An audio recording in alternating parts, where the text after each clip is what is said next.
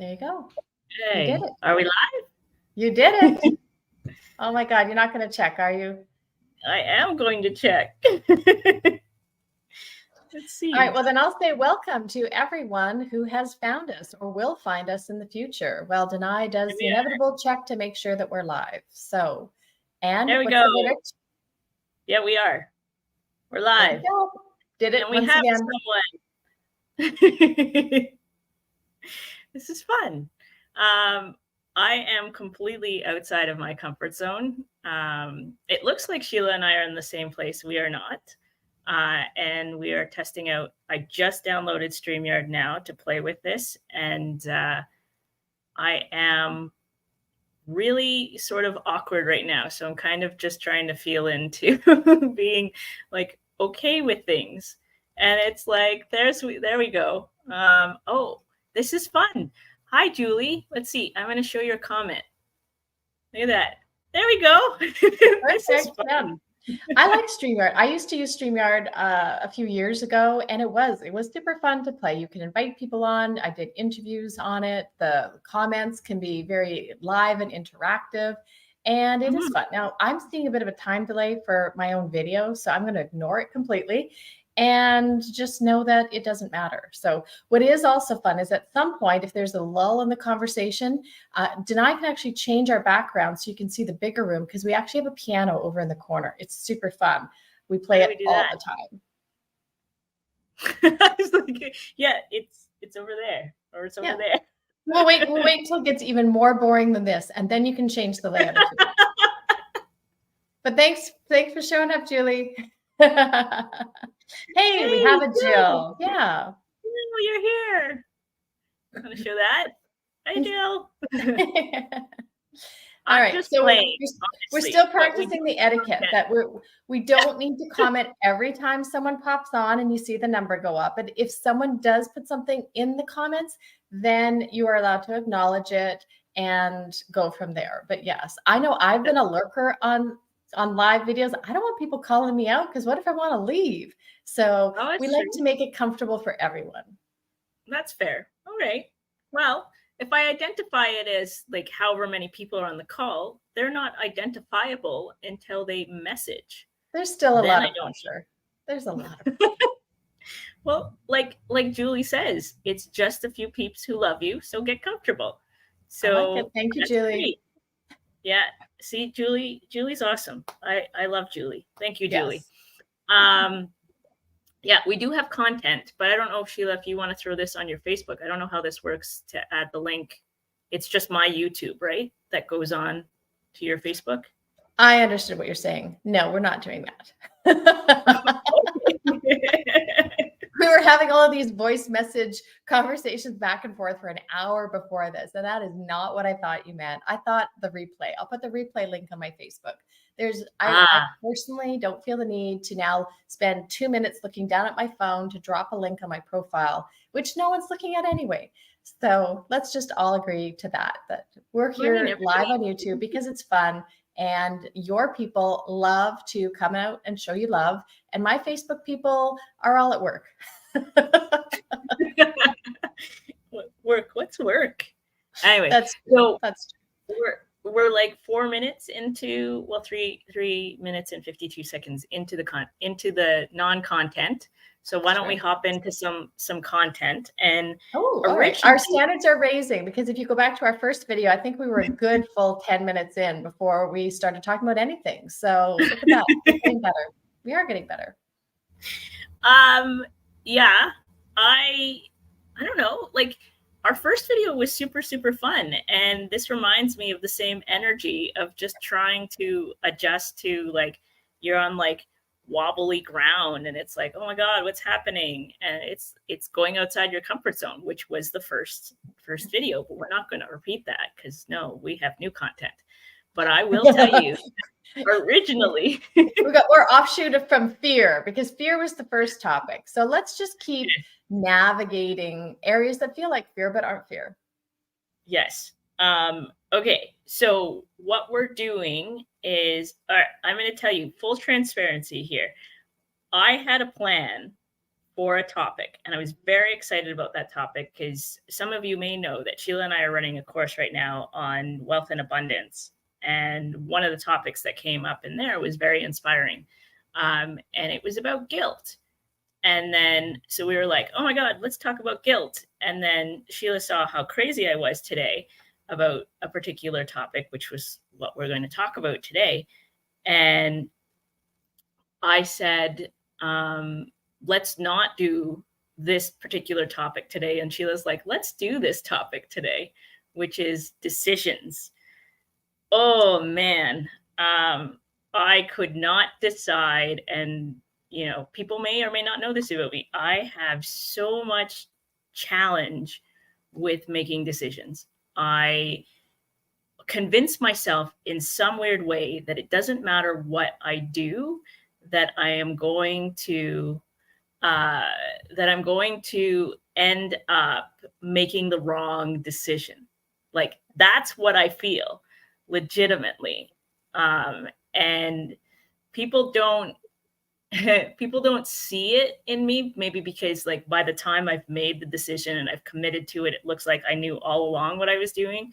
But the whole time I was like, oh my God, what am I going to do? How am I going to pick? And it could be the simplest things. Like, are we going live on YouTube? Or are we going live on Facebook? Are we going live on YouTube or Facebook? And I sat there and I was like, oh my God, this is so hard. It's a simple decision. But I felt like, and this is one of the things that crosses my mind with all the choices we make in life. It's like, what if I choose the wrong choice or make the wrong decision that then won't have as much benefit as the other choice? And that's what, like, I have an analytical mind. So that's what pops up for me, is this whole thing that I'm like, if I choose YouTube, you know, in this decision, and I love, yes, I hope this is going to resonate for people, because it's something that it's one of my journeys. So when thinking about the YouTube, I was like, well, which one's going to get to the most people? Not everybody's on Facebook. I was like, but then maybe more people will see it on Facebook. And then I just started battling back and forth.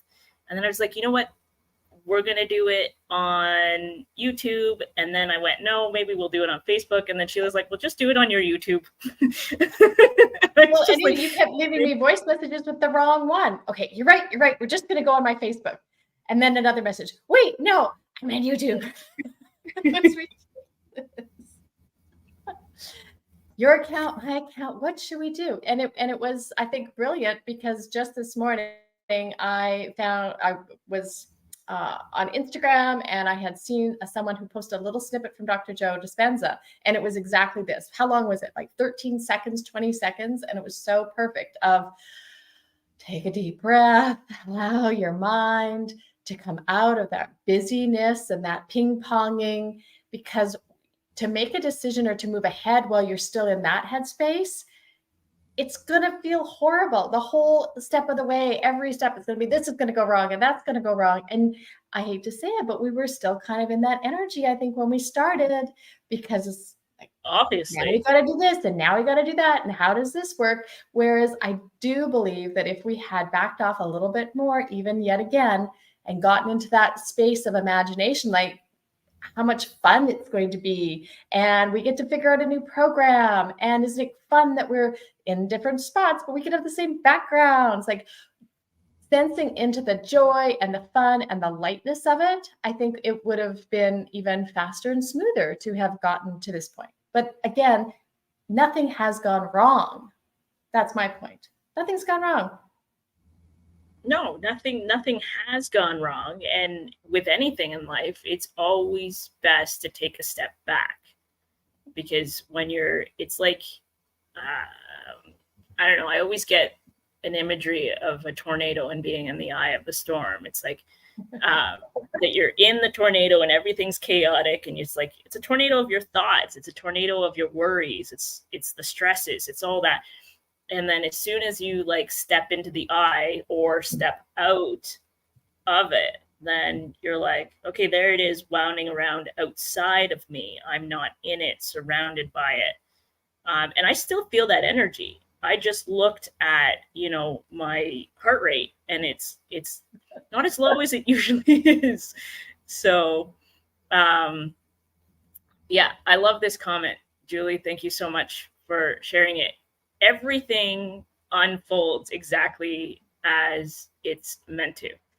And it's true that this is a learning curve for me. I am not used to being like this. I spent years teaching, and I was used to being awkward and teaching in like a little more of a private setting.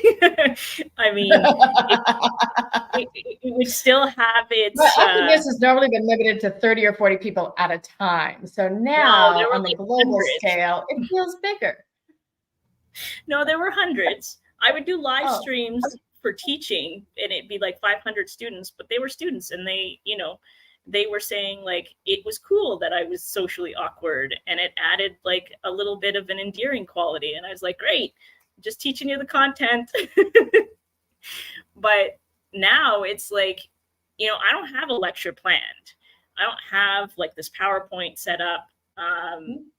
I am just going through with the flow, what comes to me and how my process is, and how, Sheila's really great at identifying things in my behavior because she's an excellent coach. But it makes me laugh because we have these things, and all we need to do with anything in life is take a step back. Like, just take a step back.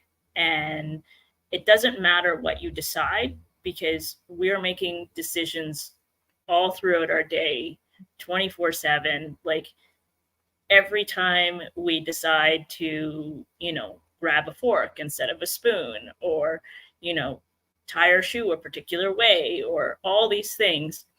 And I just laugh, because if like I can bombard myself with all the decisions that I have to make, and they could be the most silliest things. But if I just take a step back and I'm like, does it really matter what I pick? Going live is going live. Did it matter if I picked YouTube or Facebook? Facebook made me a little more uncomfortable. I haven't done a live on Facebook. I've done 2 lives on YouTube. So I'm like, okay. And I haven't done a live by myself except for the first one where I was testing sort of things, and I like immediately made that like private because it's like, no thanks. But having Sheila there, even if she's not physically here, is comfortable. So it's like, that's a clear decision for me. Going live with support. At some point, I may spontaneously decide to go live without anyone there, and that's going to be interesting, because then I'm going to be like, I don't know what to do. What do I talk about? But as you can tell, once I get into the flow of things, I don't stop talking. Exactly. In fact, that's going to be our only issue, is that I'm not beside you, so I can't like squeeze your knee when I'm thinking, really, are we still on this? So we're going to see what happens. Yeah. So I like this. I mean, Julie, you're a superstar. You're making my life so much easier. And it's great that this feels like a more personal sort of one-to-one experience, right? And thank you so much. That was accidental, but I love that it popped up because I was trying to hide your previous one. Thank you so much. See the love. Anyway, so deciding things, you can create such a huge stress and create this mess of things. You can actually increase your stress level and make your life a lot harder. And we always talk about this coming back to the breath. And then I thought to myself earlier, before we hopped on this call, I was like, have I ever channeled about decisions? I don't know what I've channeled about decisions.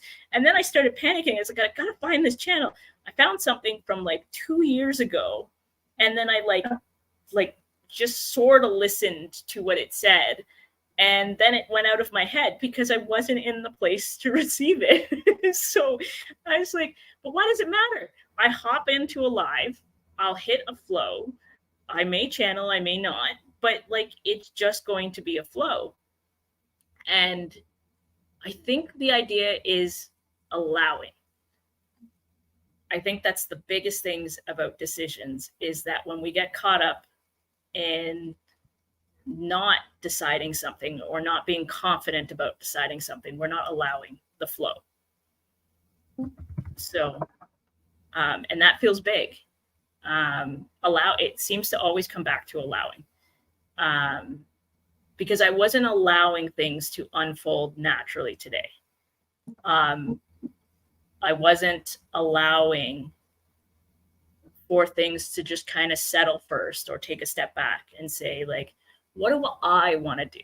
And there, see, now I get an indication of what channel would say is to go back into the body. Go back into the body and just feel into what you want. Like, simple decision. What do I want to eat today? You know, I could have pizza, which is usually a yes for me. So I feel into my body. Do I want pizza? And I usually get a hell yes. Or do I want something, you know, different? And I could stress myself out because, say I had pizza for the last 7 days and say I really shouldn't have pizza for the 8th day. And then does it really matter if my body wants it and I feel good about it? Then why am I being critical? So there's the other aspect of it. When you're trying to make decisions, you're not allowing, and then you're being overly critical. So, we have a question. That's fun. Thanks, Julie. Yeah. Yeah. Okay. So let's get the question on the screen here. So what is your process for releasing fear and stepping into your courage? Sometimes some of those decisions can feel uncomfortable and even a little fearful. That's a great question.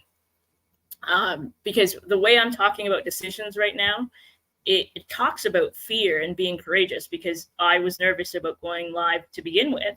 And I was nervous about talking about decisions to begin with, because I'm like, I'm going to show people how chaotic I can be with making decisions. So I had to face fear, right? I had to face my fear. This is going to be a common thread in any sort of live I do or any sort of video I do, because it's very prominent in my life. So what is my process for releasing? That's great. Well, emotional support. I point over here. I don't know how to point on the thing. It's not the direction I expect it to be. Yeah, Sheila. Yeah. Emotional support, friends, families, anyone in your life that you find can kind of ease you and just bring you back to a moment where you can step out.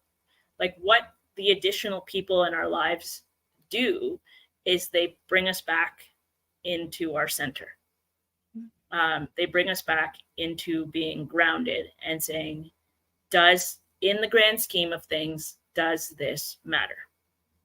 Does it make a difference? And sometimes it could. Sometimes making one decision could change your life versus another decision. And when you face those, it's really practicing each day how to find your center, how to come back to being in the moment and saying it, what is it that I need now? What is it that I want now? And then saying something like, and I didn't do this morning, but this is stuff that I've done in the past, where it's like, in 5 years from now, is this going to make a difference in my life? Am I going to look back at this moment and being like, wow, how did I make a decision? Ooh, Sheila's got some comments here. So, yeah. I'm not saying I have the right answers. I'm saying that things I've tried. But what did I do this morning? Because I was fearful. I was nervous. And I still have it lingering. I'm still sort of critical in my head. But what did I do? I distanced myself. First off, I started, I made breakfast. I did all sorts of things.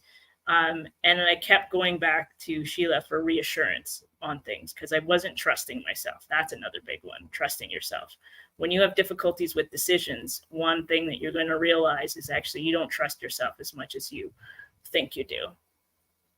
So outside of the hectic sort of decision moments, I think it's about building trust in yourself.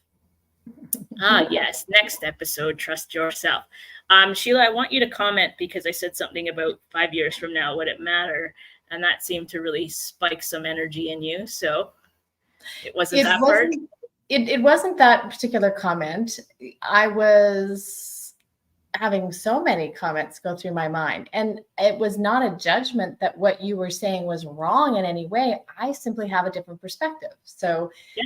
If you're inviting me to share my perspective, I'm happy to do that, because personally, I used to have a very difficult time making decisions. And so I have a very logical family and logical mind, and learned the processes of, best thing you can do is make a pro and con list and weigh into each of those. And then you can feel into which is the best one. And of course you can look at all the big factors like stability and safety and which one will get you the most money and that kind of thought process, which I have basically completely abandoned.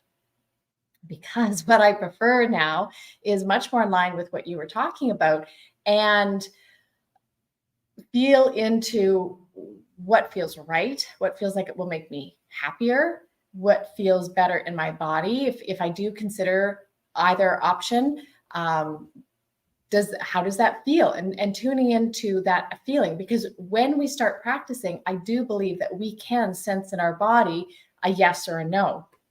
And there are different techniques to doing this, but practicing with simple light things like, do I want pizza? Yeah, let's feel like, oh, already my stomach's getting ready for that, and I can feel the salivary glands activate. Like, okay, well, now what kind of pizza? And you can feel into it. And sometimes we imagine biting into a particular flavor, and one feels like, I don't know, maybe not today, and the other was like, okay, that's hitting the exact right spot for in my body, in my mind, in my imagination, and it all comes together, and then it feels like it's the right, just that exact right vibration. For me, it's always like a tuning fork. It's like, ooh, no, oh yeah, that's the sweet spot. Mm. But even more than that, where I think a lot of people put a lot of pressure on themselves unnecessarily is by thinking, this is a small decision that doesn't matter. This is a huge life-changing decision. This is big. This is like the big one. And what I would love to suggest is that they're all exactly the same in importance, because every single decision we make is a life-changing decision. If you cross the street here or over there, you're changing your entire life. You're changing everything about the aspects of what you see, the people you may run into, the timing of when you arrive somewhere, which just keeps domino affecting on and on and on. But we don't stress about whether we should cross here or there. We're just feeling into it very naturally. It's happening so quickly and instantly. And we're not putting any pressure of, well, what is the wrong decision? Then we just go. We go where it feels like it's the best decision to go. We don't even know why we decided here or there. We just do it. So I honestly have noticed for myself, when I have backed off of the thinking something is super really big and important and allow all of it to flow as much as possible. Doesn't mean I always get it perfect. Doesn't mean I don't stress about some decisions. But what I have been doing lately is, if I can't decide and it feels like it is something that needs a decision, should I take this trip? Should I buy this plane ticket or that plane ticket? Should I, move to this country or that country? Those feel like really big ones. Well, if there isn't a hell yes choiceless decision in front of me, I just back off and say, not now then.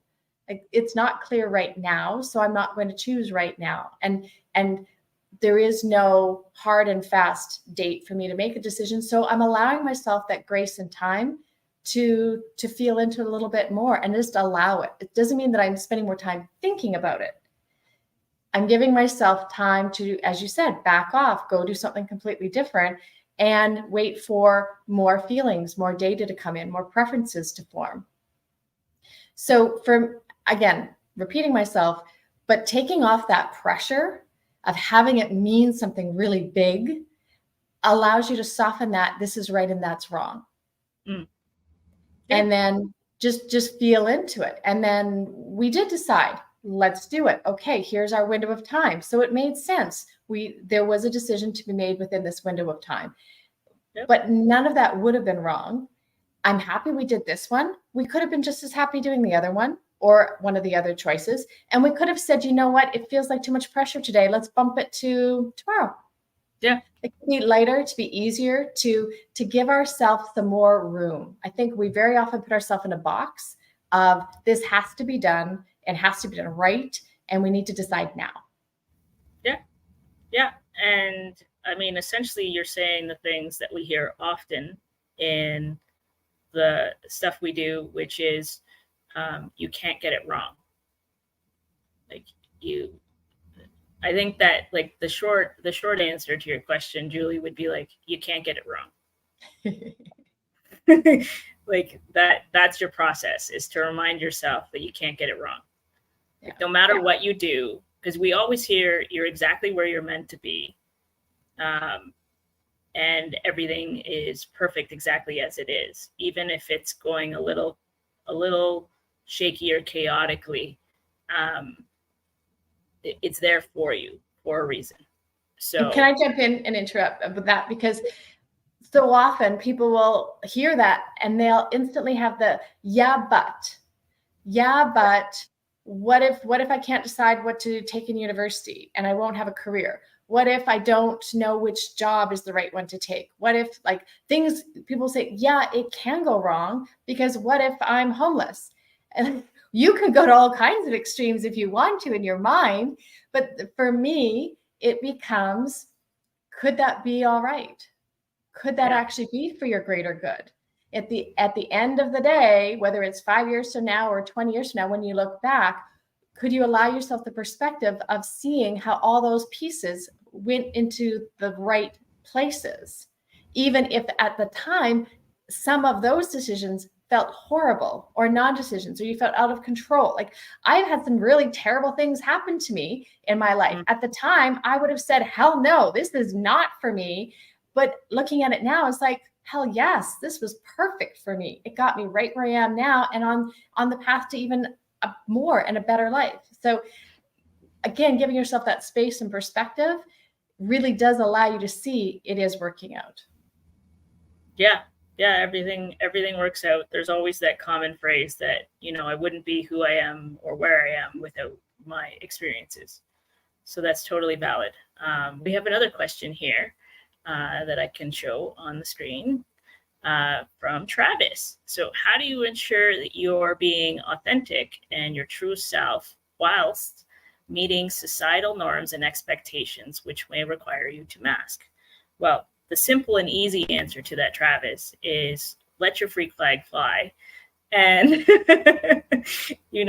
I mean, Travis and I are great at encouraging each other to be extra weird and not all, and being unique with our perspective. And society may say, like, if you're dancing around the street, well, instead of walking, that's bad. Don't do that. You're gonna single yourself out. You're gonna look a little odd.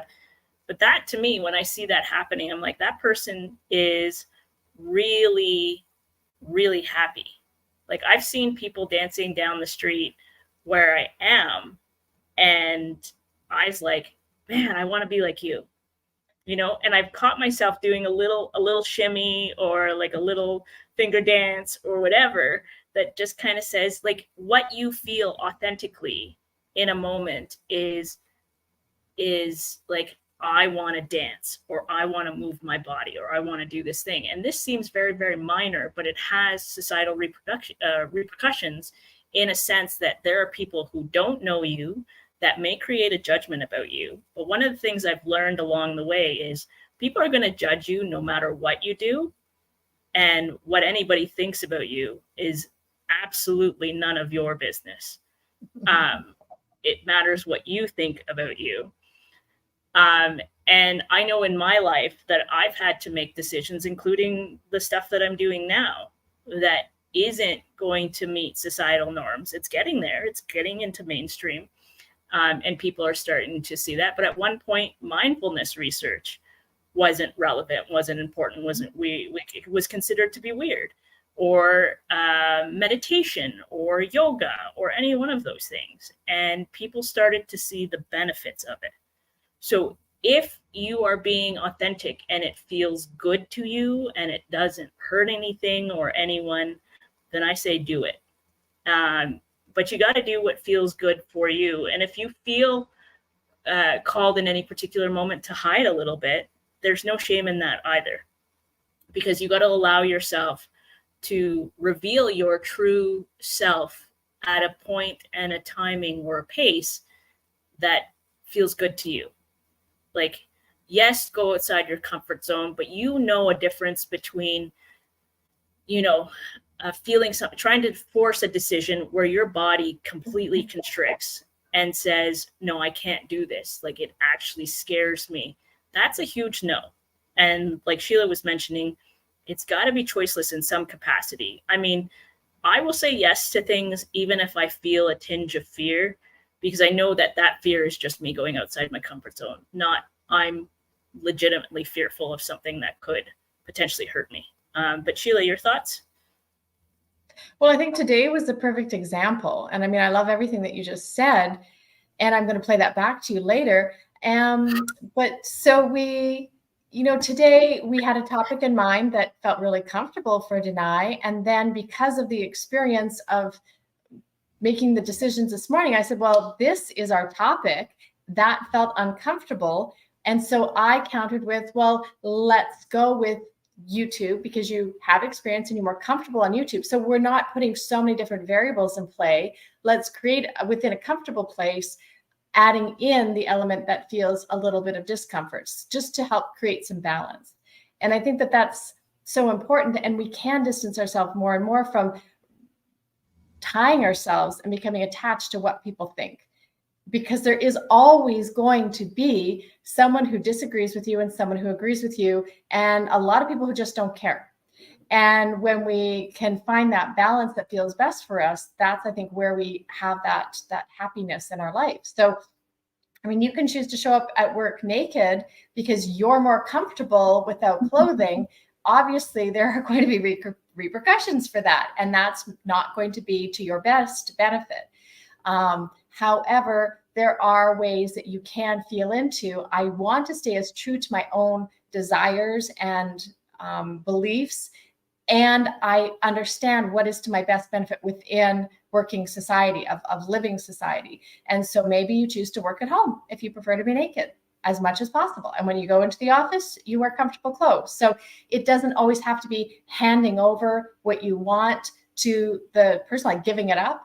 I have to always conform, but can you find the way that does still feel good for you, that can find a balance? And as Danay said, society is changing so much. It used to be that a woman who didn't wear a hat and gloves was considered, improper. Well, now it's gone the other way. Of someone who has a hat and gloves is like, oh, I wonder why she's even wearing that, or, oh, that's a fun style. But it's been a 50-year gap or more. And so we just keep shifting this way and that way. And I do think, I mean, in the 60s, there was a lot of regulation, but there was also so much free thinking discussions and free love. And it was all about love and happiness and joy. And then it kind of went the other way. And now we're coming back. And so I love it, just being human. We get to play and expand. So super fun.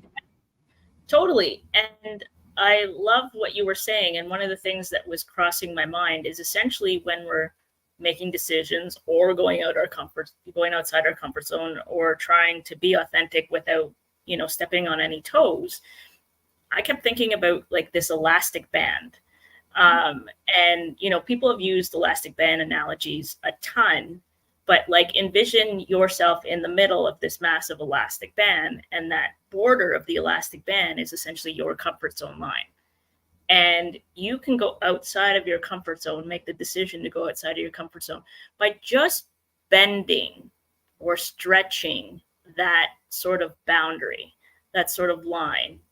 And by doing so, you're not breaking it. So you're not shattering this whole little comfort nook or cocoon that you have going.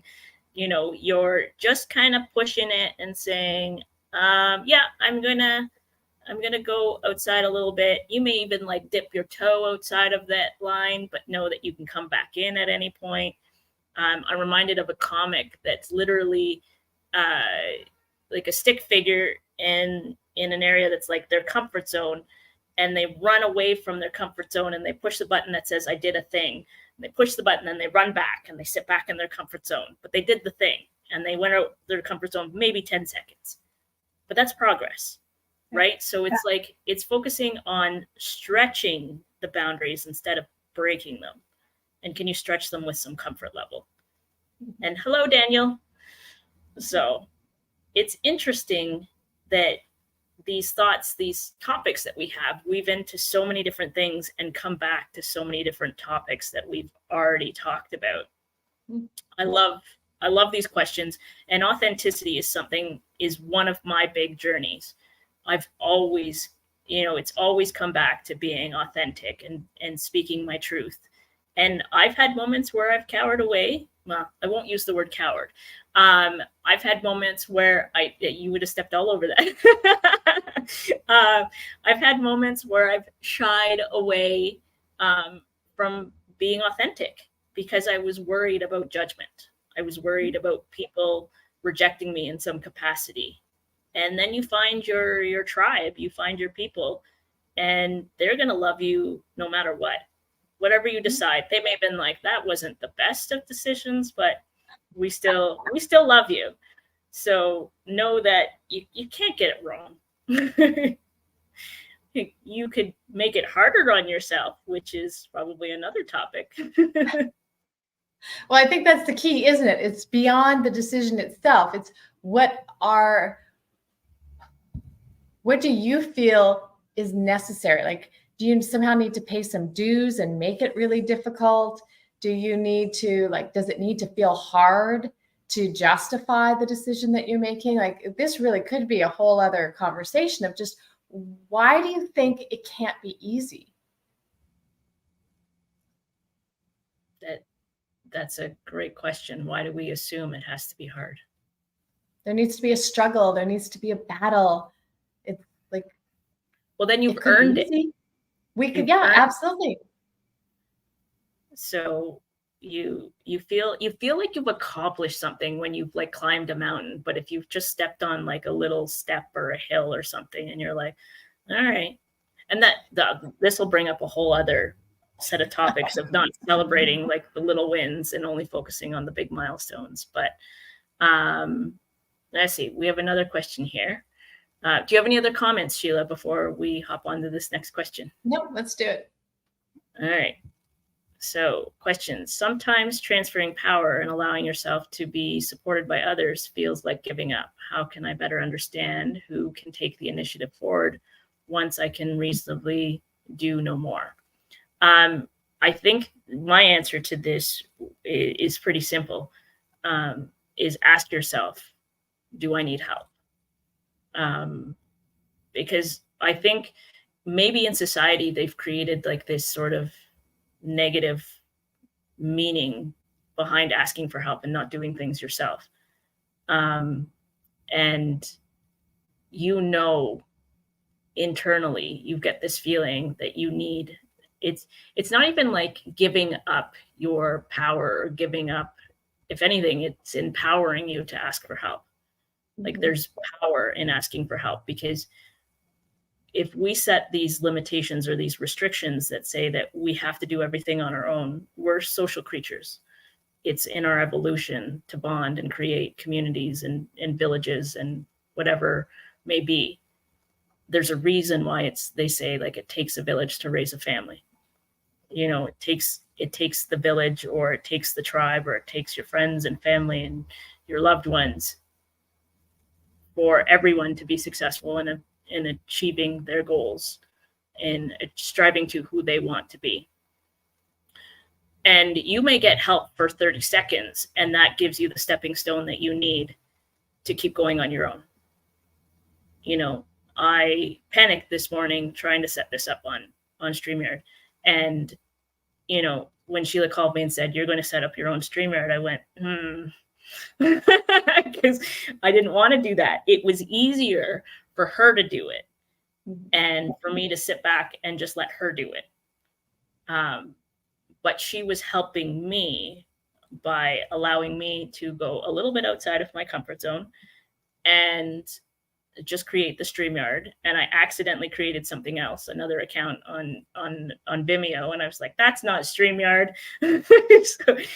so I was like, you're just so good at this. And she's like, it's a duck. I was like, I know, I'm just not in my head. I'm just like, just so I did all these things, and I swear you could watch, like, blend together a video of these comedic moments before I do anything and add some wacky music to it, and that stuff would sell. But the idea here is you gave me a gift, an opportunity to see what I'm capable of. And then when I hit a mark where I was like, okay, now I don't know what to do. I created this, I did this. And you're like, okay, well, now click there, go here and do this. And then I found my flow, and then I kept going. And this seems so minor of an analogy, but it's like, I think it meets up with anything in life, that when you ask for help, you're not saying, hey, I'm completely done with this task, I can't do it anymore. You're saying, can you give me a stepping stone or two so that I find my bearings, I find my confidence, and then I keep going. So your thoughts, Sheila? Well, I agree. And I used to be a person who never asked for help, who thought my only choice was to just say, I'm fine. If anybody asked, if they said, can I do anything? It's like, no, I got it. Because I felt that you had to do everything on your own, or else you were failing and you were a failure. So it was, again, a wonderful shift that I have experienced for myself in my life to realize you can have a team. It can be an energetic team. It can be a God that you pray to. It can be your angels around you, whether you just imagine them or not, really doesn't matter. It can be your friends, your family. It can be strangers on the street. It doesn't really matter who, but as you say, you can invite your team in to offer a hand, a kind word, to take something completely over. And at any point, allowing that to be okay does often give you enough of that, chance to recenter, regroup, maybe pick up now. Oh, wait, I can see what's going on here. And now I feel like I'm in my strengths again. And so to allow that, a puzzle isn't just one giant piece. That's no fun. To have, lots of pieces putting that puzzle together is actually a much more satisfying experience. So I definitely don't feel that it's giving your power away. And I absolutely agree that it is showing how empowered you are when you understand where and how to ask for help, and to just give it over. Like, here, wonk, this is your expertise. I don't need to plow through my taxes. I could hire an accountant. I don't have to diagnose myself. I could go to the doctor. There are so many steps that we often invite teams in. I don't do all the paperwork for my own house mortgage. I get a lawyer, and I get a real estate person, and I find people who are experts in their field, and I invite them in. And it doesn't matter what the topic is. It's allowing yourself to be one member of a whole team of your life. Yeah, you bring up a point that kind of made me laugh, with the scenario of, like, you're going to ask surgeons and doctors and medical people for help, because you're not going to be like, well, I've got Can you hold the mirror a little bit that way? I've got this, like, gouge, or maybe this internal cyst or something, and I'm like, I need to get in there. So I got to do it on my own. I got to handle this. I got to, like, get a scalpel, create an incision, and then, like, dig in and get that going. And, like, and as you're talking about it, saying, of course we rely on expertise of other people. So when you're in a situation where you're feeling like you're transferring power, one, it's asking for help is probably the most empowering thing you can do. But then think to yourself, all I'm doing is seeking out other people's expertise so that I can build upon my own. and then I become an expert in it. And then at some point, somebody's going to ask me for help, right? So I think asking for help is empowering. But yeah, any additional thoughts, Sheila? I'm not prepared to take any shots at you at this moment, but thank you for asking. Yeah, well, next time we're in person, right? There, see, you've got trucks that are ready to back you up. That's the backup sound. I'm a child. It's all good. I'm just trying to write here that asking for help is empowering. So I'd like that to show up on the screen, and hopefully there are no typos. But I feel that, Sheila, if you have any additional thoughts, great. But I feel this will be a good spot after you share what your wonderful thoughts are. Yes, the beeping agrees with me that, yeah, I think we have expanded, we've contracted, we've turned this whole topic inside out. And I think we came a long way from where we started, and that, I think, yeah, there was great questions asked. So thank you to everyone who was here and participated. So yeah, whether you're watching it now, thank you. And if on the replay, feel free to drop more comments in, because if there are questions, we could always go in and answer them later, or create another live, because how much fun are we having here? We do have a question here. Let's see, can we answer this in 30 seconds or less? And like, Julie, you can carry these questions on to the next one, because anything we talk about is always going to come back to things. Creating habits, writing every day, and forcing yourself. So efforting, and you'd much rather come by it through inspiration. Okay, so what if you woke up? Well, what if you actually, let's take you back in time. I'm going to do 30 seconds of something here. So if you're at a place where you can close your eyes, Julie, then go for it. But it's like, let's go back to this morning when you woke up. And you're in bed, and you're just opening your eyes, and you're having a stretch, and then you say to yourself, I wonder what inspiration is going to come to me today.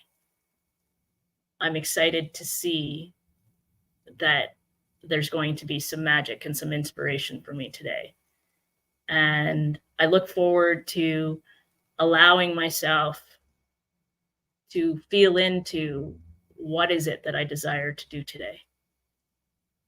And just letting that settle, and seeing that there's no pressure here. There could be things that you want to do, but you could ask yourself, what am I more excited to do? And build some more momentum going. And then allow yourself to say, if something really doesn't have the energy in it today, you're going to do it tomorrow, or you're going to do it later. But you can always come back to this idea of just getting out of bed and saying, you know, I know inspiration is there for me today. I know I'm going to be excited about doing something today. So what is it that excites you when you're thinking about it in this now moment? And if it's not the thing you're supposed to do, you may build momentum to doing it because of what you're allowing yourself to enjoy in the process. Sheila, any thoughts? No, that sounds perfect. But I do agree, a great topic for another day. Habits are so important for people. And I agree 100%, Julie. If it feels like you're forcing it, then it's probably not the right time. So to create some processes and feel into a better way is really valuable for everyone. Yeah. So tune in next week. I don't know when we're doing the next one. Tune in next time on the next episode of We Don't Have a Name. We'll create something, I'm sure.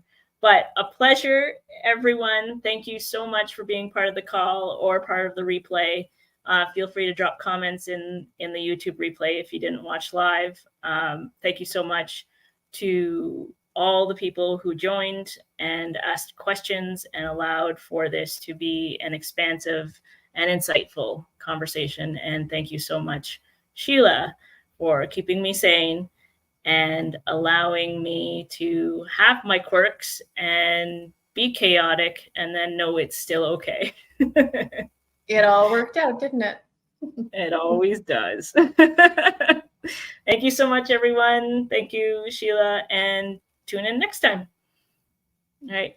Much love to everyone. Bye.